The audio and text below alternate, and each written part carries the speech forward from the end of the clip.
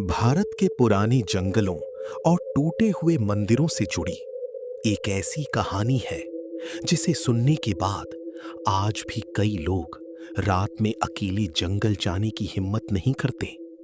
कहा जाता है, इंसानों की दुनिया से दूर, अंधेरे और खामोशी के बीच कुछ ऐसी चीजें मौजूद हैं जिन्हें इंसानों को कभी नहीं देखना चाहिए। पुराने समय में गांव के बुजुर्ग बच्चों को रात होने से पहले घर बुला लेते थे, क्योंकि उनका मानना था रात के बाद जंगल सिर्फ जानवरों का नहीं रहता, उस अंधेरे में कोई और भी चलता है। उसे लोग यक्ष कहते थे। लोक कथाओं के अनुसार यक्ष न पूरी तरह देवता थे और ना ही साधारण आत्माएं।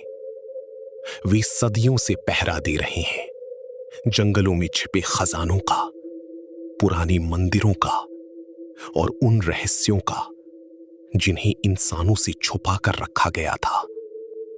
कई कहानियों में लिखा है, जो भी लालच में आकर इन छिपे हुए खजानों को खोजने गया, वो कभी पहले जैसा वापस नहीं लौटा, क्योंकि यक्ष अपने खजाने किसी को नहीं लेने देते।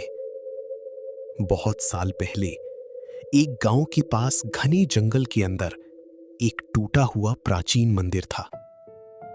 गांव वाले सूर्य डूबने के बाद उस जंगल की तरफ देखना भी पसंद नहीं करते थे, क्योंकि रात होते ही वहां से अजीब आवाजें आने लगती थीं।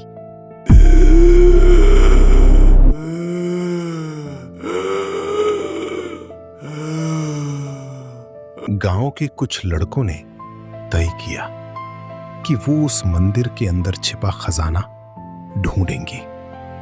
लोगों ने उन्हें रोका, लेकिन लालच डर से बड़ा हो चुका था। उस रात वो टॉर्च लेकर जंगल के अंदर चले गए। शुरुआत में सब सामान्य था, लेकिन जैसे जैसे वो जंगल के अंदर जाते गए, आसपास की हवा अचानक ठंडी होने लगी। फिर अचानक उनमें से एक लड़का रुक गया, क्योंकि उसने साफ सुना, वापस चले जाओ। लेकिन बाकी किसी ने वो आवाज नहीं सुनी। उन्होंने आगे बढ़ना जारी रखा और फिर अंधेरे के बीच उन्हें एक विशाल परछाई दिखाई दी। वो इंसान जैसी थी, लेकिन किसी भी इंसान से कई गुना बड़ी। उसकी आंखें अंधेरे में लाल चमक रही थीं और वो चीज बिना पलक झपकाए उन्हें देख रही थी। डर की मारी सब भाग गए।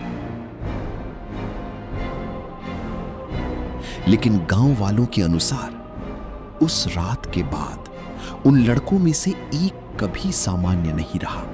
वो आधी रात को उठकर अकेले जंगल की तरफ चलने लगता था और बार बार सिर्फ एक ही बात कहता था, वो मुझे बुला रहा है, मुझे उसके पास जाना होगा। आज भी भारत के कुछ जंगलों और पुराने मंदिरों के बारे में लोग अजीब घटनाओं का दावा करते हैं। कुछ लोगों ने अंधेरे में लाल आंखें देखने की बात कही, तो कुछ ने किसी विशाल छाया को महसूस करने की। विज्ञान शायद इन बातों को ना माने, लेकिन लोक कथाएं आज भी जिंदा हैं। तो सवाल ये है, क्या यक्ष सिर्फ एक कहानी है, या फिर आज भी किसी अंधेरे जंगल में कोई पहरा दे रहा है?